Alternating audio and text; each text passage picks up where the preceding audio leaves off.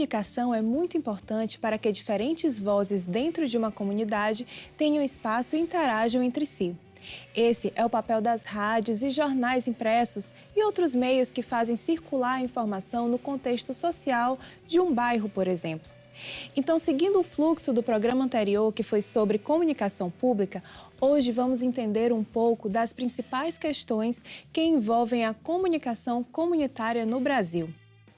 E para nos ajudar a discutir esse tema hoje, trazemos o doutor em comunicação, presidente da Associação Brasileira de Rádios Comunitárias no Maranhão, Ed Wilson Araújo, a doutora em Ciência da Comunicação, Hélida Guedes, e a doutora em Ciências Sociais, Vera Salles. O Ângulos e Ideias já está no ar.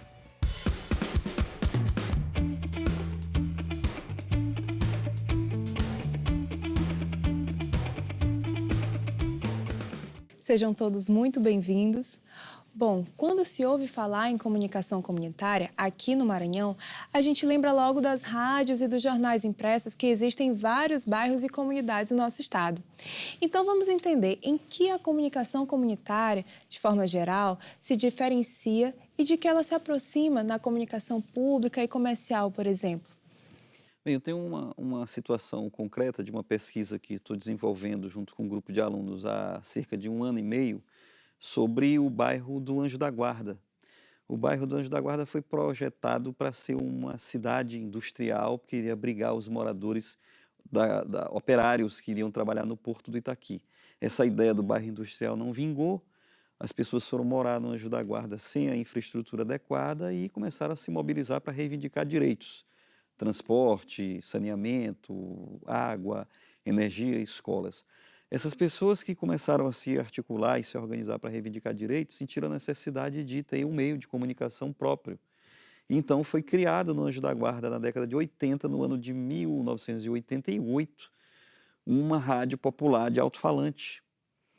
Então existia naquele período um engendramento entre as necessidades da comunidade e um meio de comunicação que pudesse servir como mediador das reivindicações, dos direitos dos moradores do bairro. Essa experiência do alto-falante durou 10 anos, de 88 a 98, quando foi criada a Rádio Comunitária Bacanga FM, já nos moldes de uma emissora comunitária fundamentada na Lei 9.612 de 98, a lei que regulamenta o serviço de radiodifusão comunitária. Então, essa pesquisa que eu estou desenvolvendo, ela está muito encaixada nesse tema que estamos explorando aqui, porque temos uma situação em que os moradores de um bairro, de uma comunidade que está próxima ao Porto do Itaqui, essa comunidade enfrentou um conflito por necessidades de ter direitos, de ter infraestrutura, e esse conflito ganhou a dimensão de que precisavam ter um meio de comunicação para se empoderar, para que essa comunidade se empoderasse no processo de reivindicação de direitos, de busca da cidadania. E, posteriormente, um meio de comunicação analógico, que era o alto-falante, ele se transforma em um meio de comunicação eletrônico, que é uma rádio comunitária FM, 10 anos depois da inauguração do alto-falante. Então, muito interessante essa pesquisa que nós estamos desenvolvendo, eu e um grupo de alunos, que evidencia um processo concreto de consolidação de comunicação popular e comunitária, a transição do popular para o comunitário, sendo que o comunitário também incorpora sentidos do popular. Como é que a gente pode... E eu acho que nesse contexto se identifica muito claramente o principal objetivo, né, o propósito da comunicação comunitária, que é a construção da cidadania. Que aí fica bem evidente, como o Ed falou, não tem um local sem estrutura, que por acaso virou um bairro, porque não deu certo a primeira proposta, então, enfim... E aí se evidencia bem a força da comunicação e o papel da comunicação construída como um processo construído pelo próprio grupo organizado, pela própria comunidade, nessa perspectiva de construir cidadania em torno de direitos e de deveres. Quais são geralmente os tipos de conteúdo que são gerados nessa comunicação? Eu até lembrando aqui que o Edilson comentou, a própria Rádio Bacanga, ela ajudou muito no projeto Comunica Paz que é o projeto que nós coordenamos lá na Vila Embratel, né, que foi de 2010 a 2015, com jovens. E ela realmente, a parte de reivindicação, a parte de direitos, né, a parte de cidadania, nós encontramos na rádio, a Rádio Bacanga, um modo de realmente divulgar essas questões, né? E como falou aqui a professora Ed, é realmente uma questão que a gente vê a comunidade, ajuda a comunidade a se organizar, e a comunidade vê nesse veículo o que ela não consegue enxergar na mídia de modo geral, porque ela não é visível nessa mídia, né? Então, essa visibilidade da rádio comunitária ou dos meios comunitários, eu vejo que é uma questão muito, muito importante, é um detalhe, é uma característica muito importante, que ela não vai encontrar em outras mídias. E eu vejo também assim a questão de comunitária, é de tornar comum. Então, muitas vezes também existe o contrário. Rádios ditas comunitárias e que não perseguem esse objetivo, né? Mas que realmente o objetivo é esse, é cidadania, é fazer com que essas informações, esses direitos venham à tona, sejam reivindicados e esse seja um veículo para que mostre isso, que mostre a cara do povo. Como é que se dá a participação da comunidade, de fato, nesses projetos de... Quando nós iniciamos essa pesquisa, há cerca de 1 ano e meio, nós nos voltamos para entrevistar várias pessoas que participaram do processo de criação da rádio de alto-falante. Então, pessoas ligadas à igreja, ao movimento de teatro, à militância político-partidária, foram esses atores que engendraram, que construíram essa teia de relações no bairro do Anjo da Guarda, que era a comunicação no Anjo da Guarda, ela fluía na conversa de burburinho, face a face, a informação circulava de boca em boca. Com o tempo, eles sentiram a necessidade de ter um meio de comunicação que pudesse universalizar essas informações. Então, quando havia, por exemplo, uma manifestação, algum protesto, alguma reivindicação para exigir melhoria na qualidade do transporte do bairro do Anjo da Guarda, que foi uma das principais motivações, quem articulava isso era a conversa de boca em boca, mas já havia uma camada maior de comunicação que era o alto-falante. Então, o alto-falante ele serviu muito para consolidar esse processo de participação da comunidade através de um meio de comunicação que serviu como polo agregador, um polo convergente dos interesses da comunidade, que também se organizava no teatro, que também se organizava na militância partidária. Enfim, havia vários polos de agregação de pessoas, vários movimentos de agregação de pessoas em torno de uma ideia comum, que era organizar a comunidade e fazer com que essa organização se transformasse em uma plataforma para a obtenção de direitos. Porque o bairro do Anjo da Guarda, como eu disse anteriormente, ele foi projetado para ser uma cidade industrial, mas essa ideia da cidade industrial não vingou e houve uma série de conflitos entre a comunidade e o poder público para que esses direitos básicos da cidadania fossem alcançados. E a rádio de alto-falante teve um papel fundamental nesse momento de construção do sentido da comunidade no Anjo da Guarda. Portanto, a comunidade passou a participar mais a partir do momento em que o alto-falante se transformou para eles numa plataforma maior de viabilidade da comunicação entre os moradores e também para fora, para outros bairros onde o alto-falante chegava na época.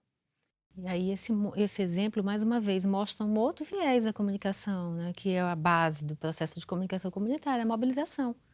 É pela mobilização que se organiza a ação, né, para construir a cidadania, para essa questão dos direitos que a professora Ed colocou e que a professora Vera também colocou. Então, é mais um aspecto que mostra a força, né, da comunicação, a força da organização de uma comunidade. Né? E hoje nós conhecemos como, embora com suas precariedades ainda, mas foi graças hoje a estrutura que existe lá foi graças, não é, Ed, a esse movimento inicial. né, que teve a força dessa rádio e que depois, hoje tem um outro formato, né, revelando aí um crescimento, tudo pela força da comunidade. E outro exemplo também que eu acho interessante, eu participei da Rede de Mulheres no Rádio. Era uma rede que existiu assim há uns 5 anos atrás e nós fazíamos encontros nacionais em vários pontos. E tinham experiências incríveis de mulheres, até em pequenas cidades do Nordeste, da Amazônia, de todas as partes do país, que faziam o rádio comunitário e que faziam mobilizações incríveis, campanhas, né? Campanhas pelos direitos das mulheres, campanhas de saúde, enfim, que mobilizava a comunidade de uma forma incrível, né? E aí acabou-se que essa rede se dissolveu e tal, mas a gente, quando reunia, via até assim, lá em recantos mais incríveis da Amazônia, mulheres fazendo rádio com a maior dificuldade, porque ainda não tinha mais rádio AM mesmo, então essa rádio que é pela parabólica, né? E atuando dessa forma, assim, um trabalho riquíssimo, né? Que eu acho que vale a pena, né? Porque quando se faz um levantamento, assim como o professor Edilson, a gente vê quanto essa contribuição aparece e vem à tona, né? Porque muitas vezes são anônimas, pessoas anônimas que não sabem que, olha, o que elas estão fazendo e contribuindo para essa mudança, para essa transformação, para a cidadania. Vocês falaram muito de participação, a professora colocou sobre mobilização. Como é que a comunidade ela pode auxiliar, né? Não sei se a palavra certa seria auxiliar, mas como ela constrói um projeto, algo que seja voltado para essa comunidade? Então, nesse caso, estamos citando muito Anjo da Guarda por conta dessa pesquisa. A gente foi a campo fazer o trabalho empírico, entrevistamos muitas pessoas que atuaram lá no ano de 88, na década de 80, até antes do ano de 88, para a gente recuperar a memória. E quando a gente vai para a teoria, os conceitos de participação, por exemplo, a gente tem aquele conceito que é muito consensual de que participação vem das comunidades cristãs primitivas, de você partilhar o alimento, você partilhar o conhecimento em torno da fogueira, o ancião vai compartilhar as narrativas dele, partilhar o poder, partilhar o alimento, partilhar o conhecimento.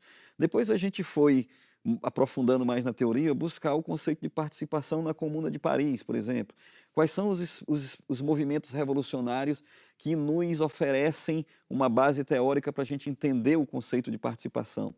Depois nós fomos buscar o conceito de participação também na experiência da Revolução Russa, dos sovietes. Como é que os trabalhadores se organizavam nos sovietes e de que maneira os sovietes eram mecanismos de participação, de autogestão da luta revolucionária socialista na União Soviética, considerando agora que a Revolução Russa está completando 100 anos. Depois nós fomos buscar o conceito de participação nos conselhos de fábrica, que é um conceito trazido pelo filósofo italiano Antonio Gramsci.